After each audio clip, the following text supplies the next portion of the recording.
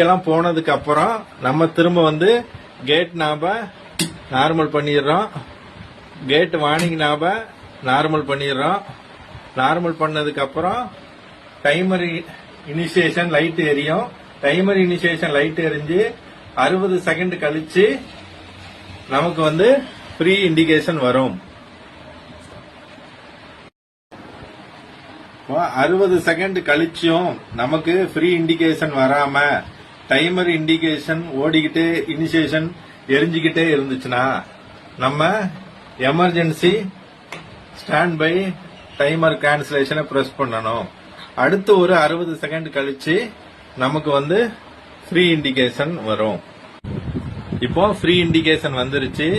நம்ம இப்போ ஆர்கேடில இருந்து சாவி எடுக்கணும். முதல்ல ஆர்கேடிக்கு பக்கத்துல உள்ள புஷ் சுவிட்சை பிரஸ் பண்றோம். பிரஸ் பண்ண உடனே கல்வாவில் ஒரு டிஃப்ளெக்ஷன் வரும். டிஃப்ளெக்ஷன் வந்த பிறகு ஆர்கேடில இருந்து சாவியை வெளியே எடுத்துறோம். இப்போ அந்த சாவியை எடுத்து கொண்டு வந்து